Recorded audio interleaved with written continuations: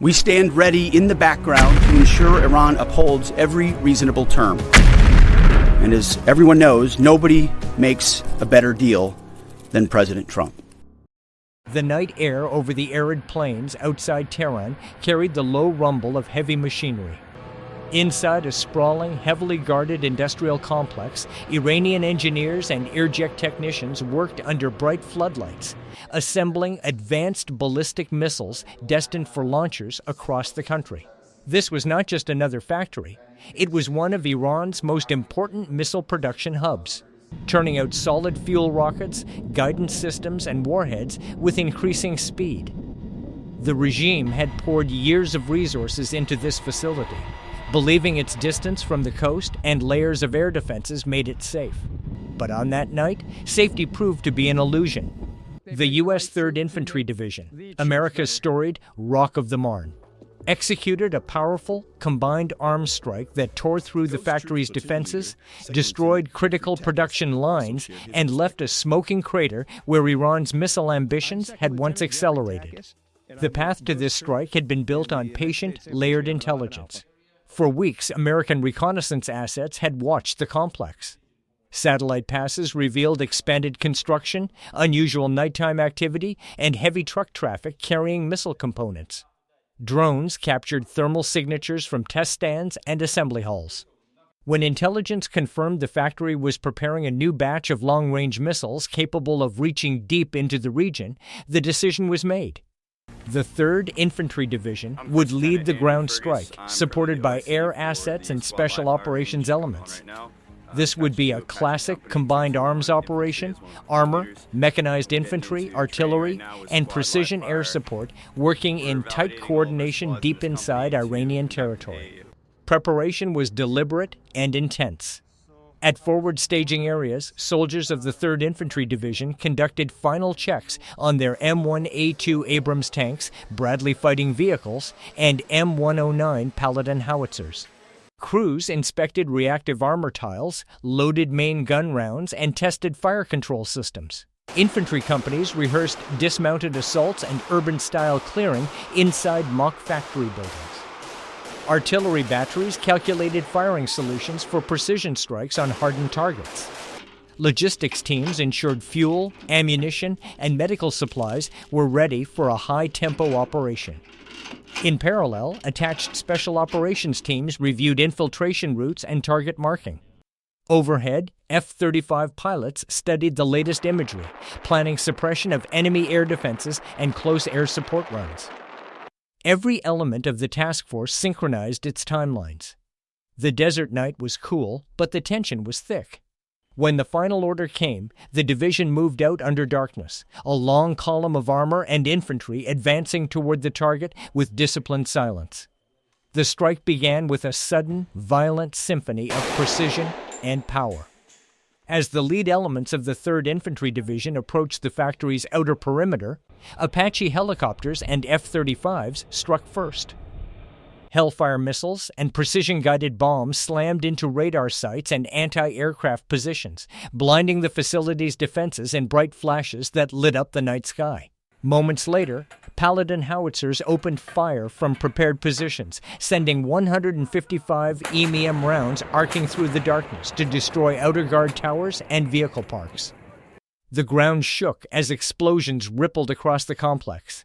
Abrams tanks and Bradley fighting vehicles surged forward, their tracks churning up dust as they breached the outer fence line. Infantry dismounted quickly, moving in fire teams under the covering roar of coaxial machine guns and 25 mm cannon fire. Soldiers advanced through the smoke-filled compound, clearing guard posts and administration buildings with disciplined, short bursts. Iranian security forces fought back in pockets, but the speed and firepower of the American assault overwhelmed them. Delta Force and Ranger elements inserted by helicopter secured key choke points and high-value targets inside the main assembly halls.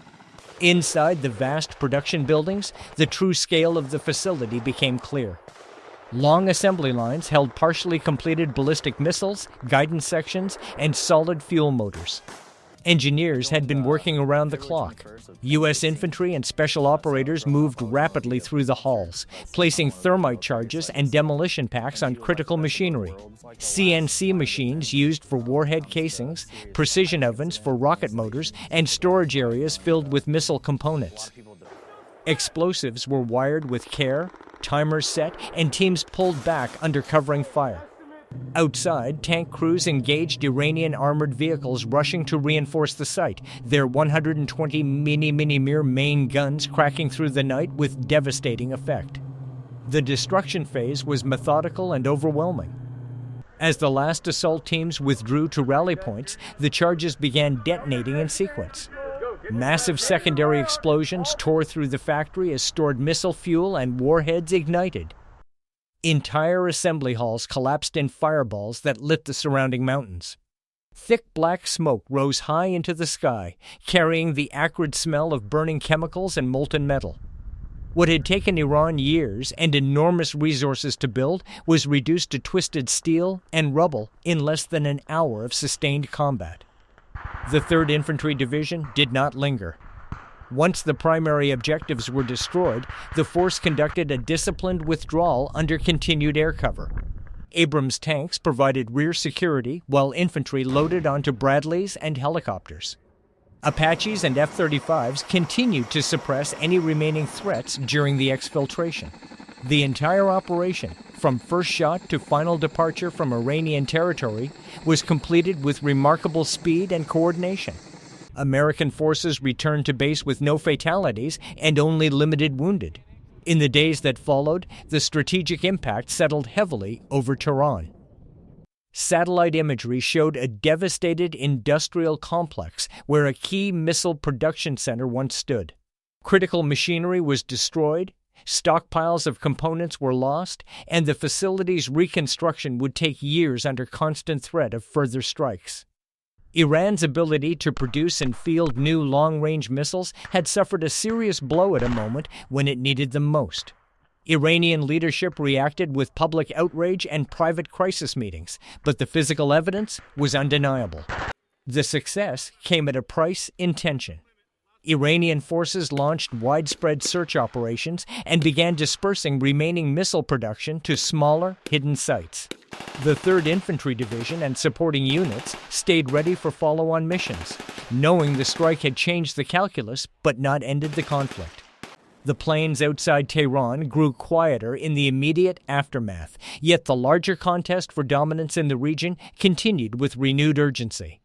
This operation by the 3rd Infantry Division demonstrated once again the reach and power of American combined arms forces. They had struck deep inside Iran, destroyed a major strategic asset, and withdrawn with minimal losses. The missile factory outside Tehran was gone, but its destruction marked only the latest chapter in a dangerous and unpredictable shadow war that showed no signs of ending under the vast Gulf sky.